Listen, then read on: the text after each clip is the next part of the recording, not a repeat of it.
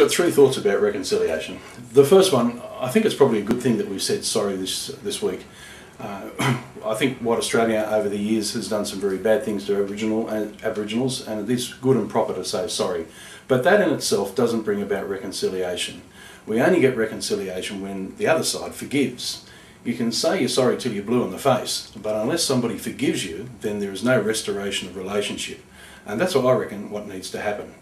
So Aboriginals need to forgive our community, the white community, and our ancestors for the things that they did.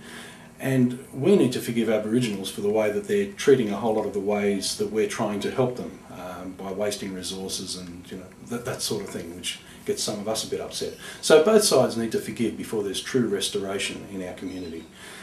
And I think that's a good way of introducing the gospel to people, talking about forgiveness and the nature of it if you have the chance. The second thing is the way churches have been involved in this whole business over the years.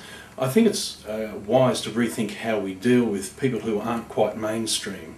We sometimes give the impression that to be a good Christian you need to live in a nice 3-bedroom house in suburbia and be part of the mainstream culture. But there is nothing inherently wrong in living in a community by the river and living off the land.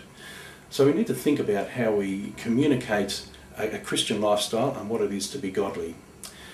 And thirdly, I looked up on the Bureau of Statistics this morning. Aboriginals make up 2.4% of the Australian population.